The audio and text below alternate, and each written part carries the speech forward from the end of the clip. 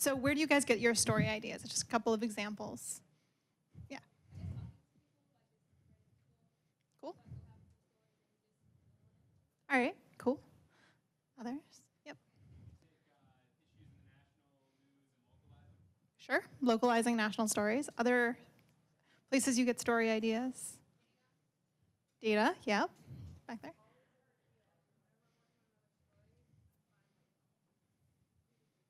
Yeah, out in the field, talking to people while you're reporting, that's another great one. Other people, other places you get story ideas. How many of you guys have to report stories that your editor assigns to you and you sort of like don't get a say in it? Yeah, so where do you think your editors get their story ideas? Yeah. Yep, press releases, definitely. Yep. Yes, stories they've written before. How about stories that your competitors have written? Yeah. Okay, so these are a lot of different places that people tend to get story ideas, but there is a large group of people that are missing, and that is your audience. You don't often ask your audience, what am I missing? What am I not covering? So this is a specific way to sort of bring your audience in ahead of publication. So imagine right now that you are an audience member, because you literally are an audience member for every other kind of media that you consume other than the one you work at. And think about the magazines that you read or the podcasts you listen to or the newspaper you read, and think about, do I know how decisions get made? How do I know what they're going to cover? How do they make those decisions? Who's in the room? Who gets to make those calls? And if I want to know something about my neighborhood or my city, do I even know how to ask for that information from them? So newsrooms tend to operate in like a room that has no windows, and they just like stand at the top of the hill and they holler down the news at you, and you don't really have any way to like talk back and forth with them. And I know all of us are doing kinds of engaging reporting that does not necessarily fit this model, but this is how most people perceive the media, as this very aloof group that sort of shouts at them. So one way that I like drill this home to journalists is like, think about if this were a government. If your newsroom were a government, you know that like you're not elected, like you don't elect your journalists, you don't have any input into who the journalists are, and yet they're up there being like, we are essential for this community to operate, and you should be so thankful for us, and you should support us, but like they don't give you any insight into what they're doing or why they're doing it. So that's sort of like where we are now. And this is sort of where you want to be. You want to bring the people up into your editorial process. You want to ask them what questions they have about their communities.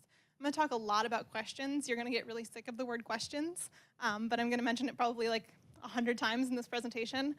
You want to talk to your readers and ask them what questions they have about their communities, about their lives, about the things around them. And then you need to listen and act on that information. So the way that Hearken helps newsrooms really bring this process into life is we work with newsrooms to talk to the audience at 3 specific points ahead of the publication of the story.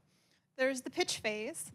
So normally you as a reporter would pitch something to your editor would pitch something to the other editors or something.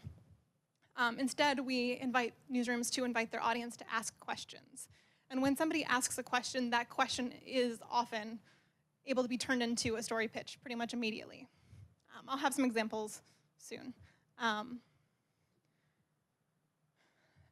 The next thing that happens is the newsroom looks at all of the questions that have come in and said, okay, these 3 questions that our audience asked were really smart questions that we would love to report out answers to. But before we spend our time on that, we want to make sure that our audience also, like, that not just this one person needs this answer, but that like lots of people are curious about this question. So they invite the audience to vote on their favorite stories. And then somebody's question wins. It gets the most votes, and the person who asked that question gets to go with the reporter while they're reporting out the answer, because they're the person that you're trying to serve, and you want to make sure that you're serving them, and the best way to do that is to talk to them, to bring them along. If they have a question for the mayor about why the mayor vetoed something, bring that person along to the mayor and have them ask the mayor the question. The mayor will give a much better answer to its constituent than it will to a journalist. And then the story publishes, and so you've had all of these different interactions with your audience before the story publishes. Whereas traditionally, you would go out, you would talk to your sources, you would find people in the community to talk to, you would talk to your experts, you would publish the story, and that's the only time after you've published that the community can interact with you, and they give you feedback. And that's like a really frustrating situation, because if they're giving you feedback, they're probably unhappy with the story.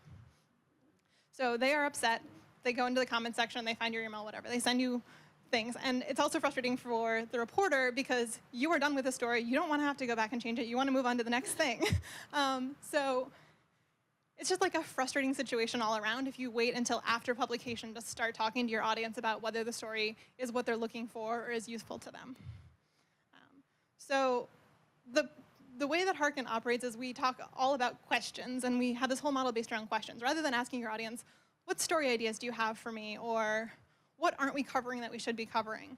Those are asking for like very specific things, and if you ask the questions like that, you're also often going to get like PR pitches, or you're going to get somebody being like, I broke my leg and the hospital treated me poorly. And like, that's an interesting story, but it's not necessarily going to serve many people to tell that story other than the person. So starting from a place of questions, questions are much more relatable to many people than specific pitches or specific stories about a person's experience. So we like to say questions are magical. There are 3 reasons that questions are magical. The first one is that they are the atomic unit of all journalism. So when you pitch a story to your editor, you often start from a question. So why are the lead pipes in whatever area the way they are? Like when you pitch a story, you pitch it with a question. When you're telling a story, you're trying to find out the who, what, where, when, why, how. Those are all questions. When you're interviewing a source, you're using questions. When you're writing a story, you're often writing it as an explainer answering a question. Like, we are very comfortable with journalists with questions. Like, as a concept, they are sort of our currency. Like Amanda talked about with like humility and being humble and recognizing that like you don't know things as a journalist, questions are also a way for your audience to sort of come to you humble, to say, here is something I don't know. When somebody goes into your comment section or writes you a letter to the editor, they're going, I know this thing, and I want you to know this thing, and I want you to tell everybody else this thing that I know. When somebody sends you a question, they're going, I don't know this thing, and I would like you to help me find the answer to this thing. And I would like you then to tell everybody else what the answer to this thing is that I don't know. So it's coming from a place of humbleness. And if you can get your audience to be humble with you, bingo, you've like figured out how to serve them. They've told you what the weakness is in their life and how you can serve them. And then the third thing is, questions are actionable. If you walk up to somebody and say, what should my newspaper be covering better? Like, what story should we be telling that we're not telling? Somebody might go, you really should cover education more. Like, great, thanks.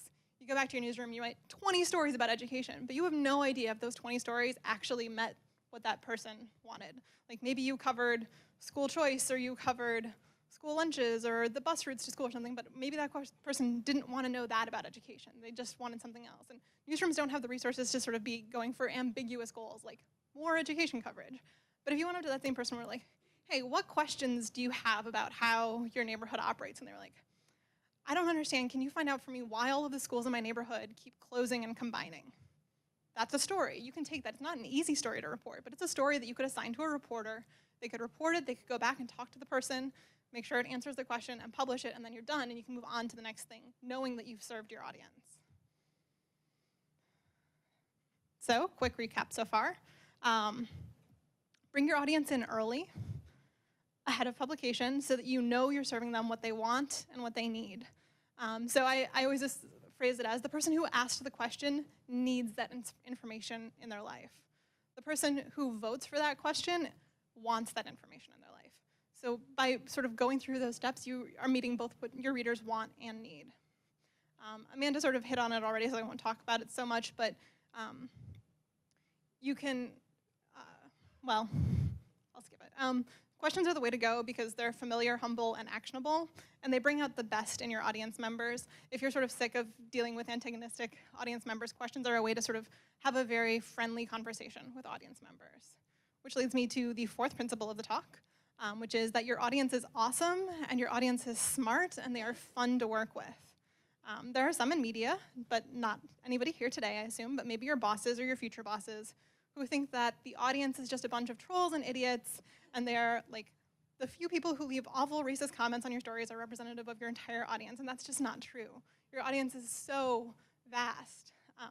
So we made a little handy flowchart, which I have on postcards, but I left in my car, but I will go get them after this and bring them back up if you want a postcard to drop off on somebody else's desk. That sort of just establishes how your audience is actually real people, just like you and your family members. So when the newsrooms that we work with invite their audiences to ask questions, they're often surprised by the meatiness and the complexity of the questions that people ask. Like, they might be expecting really fluffy questions or like questions that people don't consider like journalistic. But audiences ask about a lot of things. And so I pulled together some of the social justice examples because it seems like it might be of interest. So newsrooms ask about immigration, or not newsrooms, audience members ask newsrooms about immigration. They ask about gentrification. They ask about homelessness. I think every newsroom we've worked with has had an audience member ask about homelessness. People ask about segregation.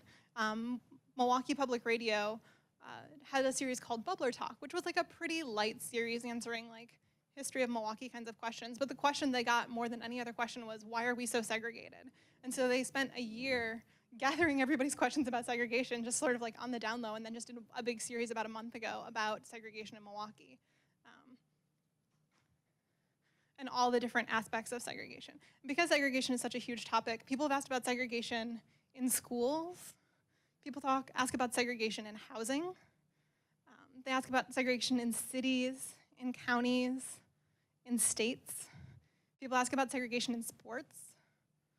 People ask about the history of the native people to where they live, whether that's here in Australia, in Vermont, sort of in the Midwest in general. People ask about mental health. They ask about economic development. They ask about voting rights. They ask about gerrymandering. People love to ask questions about gerrymandering. It's such a like weird and complicated topic, and it's so important sort of like right now in our political discussion.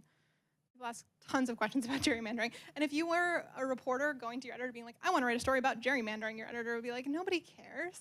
But your audience actually does care and they'll ask a question in a way. Let's see. So this was just like, how can I get involved in the redistricting process? It doesn't have the word gerrymandering in the headline, but it's written in a way that like explains the issue for a person who wants to know how to get involved. People ask about environmental contamination. We have a partner at Inside Energy who had a reporter on the ground at the Dakota Access Pipeline. For 4 or 5 months, the reporter was on the ground, and she was just fielding audience questions about what it was like to be there and what was the issue. Another pipeline question.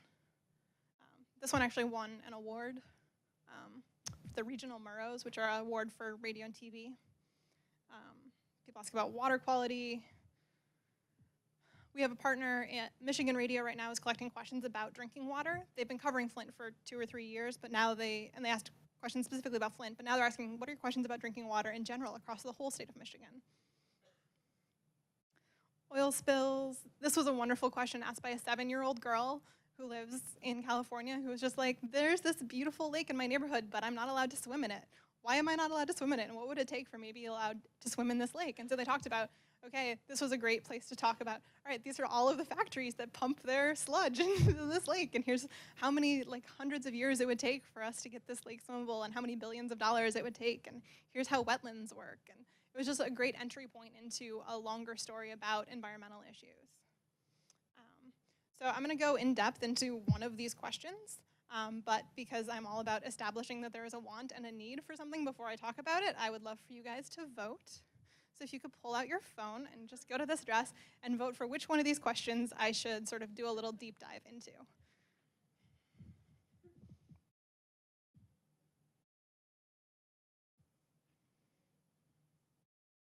And the URL is case sensitive.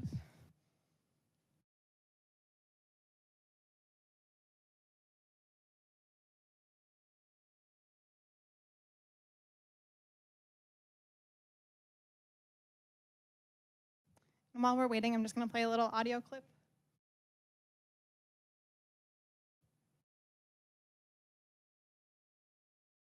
Who's really behind that piece of legislation? How did that building get its name? What's the deal with Why are city these council? Who decided so to build a wide? Who was city the first here? person? What? When? When? Where? How?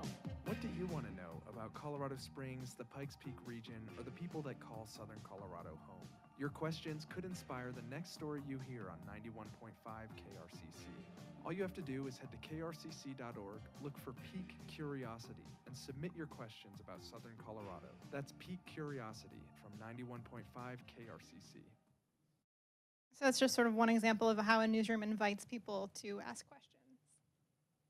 All right, I'm gonna reload and see how the voting is going. All right, it looks like the most popular question is, why is Marin County, California so white? So let's dive into that one.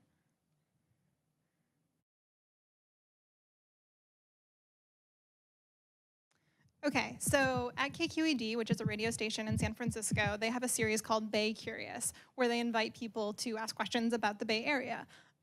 And they do everything from like, why is this ice cream treat famous in San Francisco, to why is this road named that? But they got a question in from a guy named Henry, who said, the Bay Area is so diverse, but this one county is not diverse. Why is it not diverse? And the newsroom was like, yes, that's a great question. Let's do it. So the reporter calls Henry, who asked the question. He's like, hey, Henry, why did you ask this question? And this is sort of the first step. Once you have a great question, the reporter will call that person and be like, why did you ask this question? Because if you get the context about why they answered the question, not only do you have a great character for your story, but you have a context about like how they want the question answered. So he talked about how he had 2 kids, and they were felt out of place in the school that they were in, even though the region in general was so much more diverse than the neighborhood they lived in. So after they've talked to Henry, they sort of go out, they do the data dive, they talk to some experts, they go back and talk to Henry again and make sure that like they've answered his question, and then they publish the answer. Not surprisingly, the story did really well for them. Oops. I'm going to play you just a short clip from that.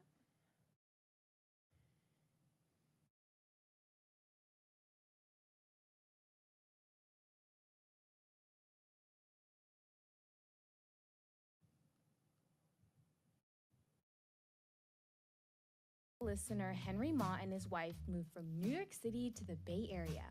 They picked San Rafael.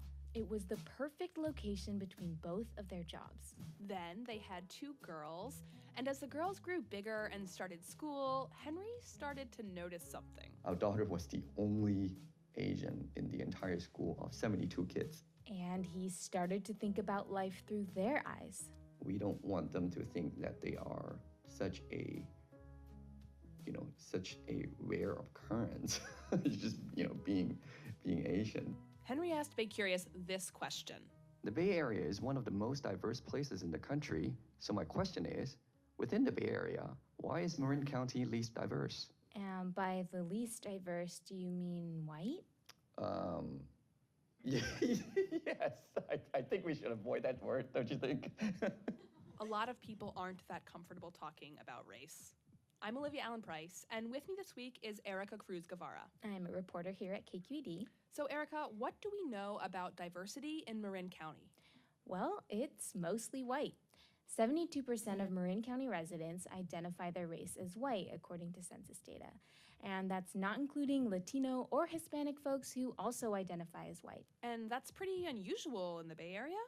Yeah, for comparison, take Alameda County. So a lot of times you have to establish the question is a valid question. When somebody says like, why is this so much? Like, why are our housing so much more expensive? You sort of have to establish that the premise of the question is accurate. Who live in the county. And San Rafael has a thriving Latino community. And now, whenever you bring up diversity issues in Marin, people always go to the same topic, and that's the lack of public transportation, specifically how BART doesn't go there. Yeah, that's a factor. Getting around can be really hard if you don't have a car. But Marin County's diversity problem started long before BART was built in the 60s. Here's a little history lesson.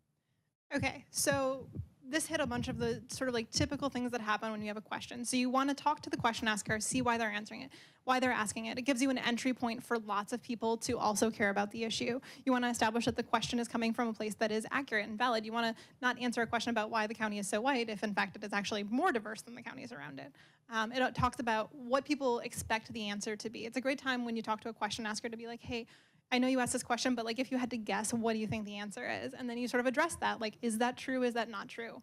That's another way to sort of like keep people engaged in your story right up front. And then you can sort of get into the issue and into the history. And so this was actually sort of like, the story ended up being about a deep dive into like the racism of environmental groups and how environmental groups tried to like set aside perfect areas of these neighborhoods as like, I don't know the exact word, but like protected environmental areas, but it was actually just like a scheme to try to keep people who are not white from living there.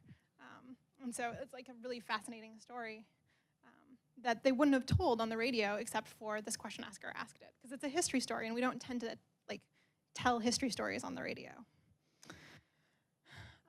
So I started sort of like lofty, questions are awesome, questions are magical, and then we did a little deep dive into a specific one, and now I just want to sort of wrap up with another like lofty thing. So reporters have a lot of power, news organizations have a lot of power, and we sometimes take it for granted, and we get sort of like that poofy, like, we are so important.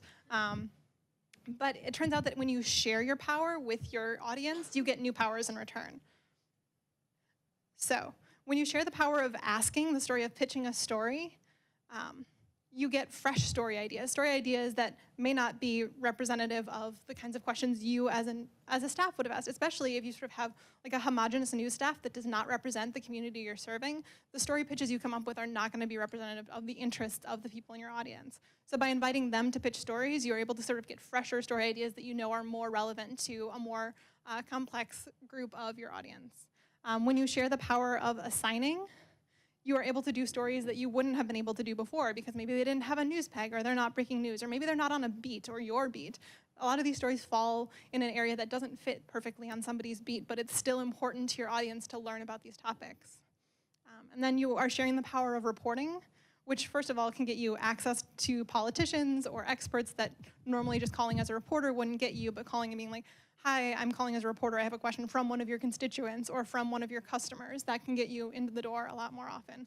And it also gives you a chance to sort of user test your story before it goes out in the field, because you can call that person back before you publish, read them your story, play them the audio or whatever, and see if they feel like that addressed their question, see if there was something confusing in there. It's a great way to user test at a very low cost. Every other industry user tests their product before they put it on the world, and journalists don't. We just sort of like assume that the editors are perfect representatives of the audience, and that's not always true. So I am running low on time, so I'm just gonna skip to the big picture, just sort of like an idea to hold in your head. Like, what if a third of the stories that your newsroom did were initiated by audience curiosity? I think there's space in journalism for sort of like reactive breaking news stories, for like press-initiated investigations, watchdog journalism, and also sort of this curiosity-based journalism. So what kind of questions do you guys have? Yeah.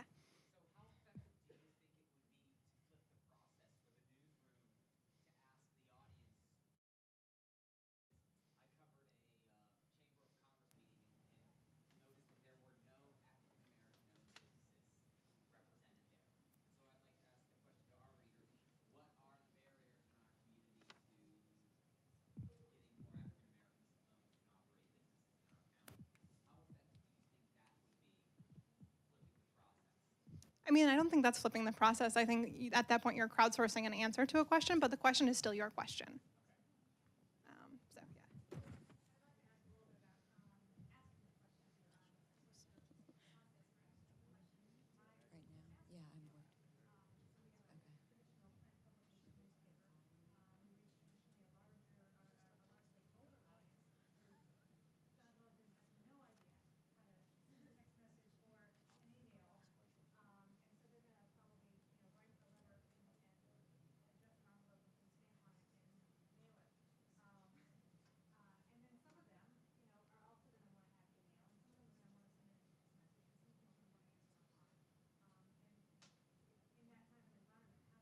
Okay. Sure. I think there are a lot of different strategies. They're all essentially marketing strategies. So you're going to want to put something like a house ad in print, being like, here's where you could write a letter to, or something for the people who will read the print paper and want to send you a letter. You can put something on your website where people can submit it through the website, but you can also sort of put up a sign in a grocery store. You could talk to a library. A lot of our newsrooms sort of do partnerships. Maybe you partner with the Chamber of Commerce and have the Chamber of Commerce ask its members, what questions do you have about the business community? Something like that. You can partner with organizations that have a good reach with them, and you can collect those questions in whatever medium those people want. You can get questions in through text message. There's a great tool called Ground Source that works on text messages through text message.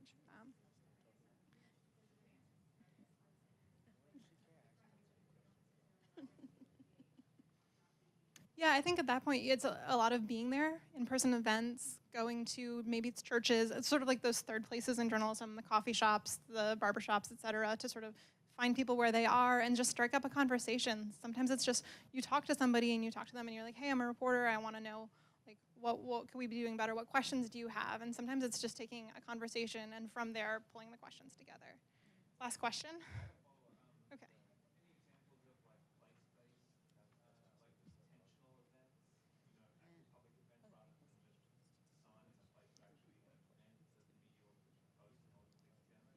Yeah, I mean, I think the clearest example of that would be around like political debates, political forums. We've had newsrooms that sort of use this model, pull politicians together, gather questions in advance as much as you can, so you have some questions to work from, but also collect questions in the moment to ask these politicians.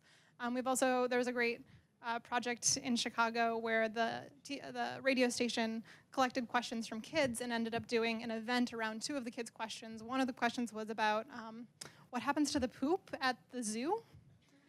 And the other one wanted to know what happens to poop when you flush it. So they did an entire event called Fecal Matters that they charged $10 a ticket, including for kids, and they filled up an entire theater full of people who were curious about what the answer to this question was. And then while they were there, they invited all of those families also to ask questions. And so I think you can use questions sort of as the basis for an event, but also as a way to collect questions. Last one right here. Okay. All right. I don't know if you guys have a way of measuring this or not, but I know Amanda had spoken about like the declining trust in media when it comes to the public's perception, and I wasn't sure if like having this model has maybe made trust, I don't know, better with these publications you all work with, or what's that? I think that like definitely the transparency and like this is how we decided to tell this story. Like we decided to tell the story because you asked us to, instead of just being like, here is the story. And then being like, here's a story that we decided to tell because you voted for it, because we heard from a lot of you. Being like, we took your input and used that to decide what decisions we were making as a newsroom. And then the transparency around the reporting process, being like, we brought along an audience member and showed them how this process works. And it's like, it seems like one-to-one media literacy, but actually like through that process, you're informing a lot of people because you include those interactions in your story about like, okay, and then we decided to go interview the mayor because it's important to give somebody from the other side a chance to address the allegations against them. So like you're doing media literacy work through these stories, and that also helps to build trust through transparency. And we have seen people who engage sort of with questions or who vote are more likely to sort of donate or become members to a newsroom because they feel like they are being heard and they are being served. So cool. Well, thank you, everybody. I'm gonna run to my card and get the postcards, and then I'll be back.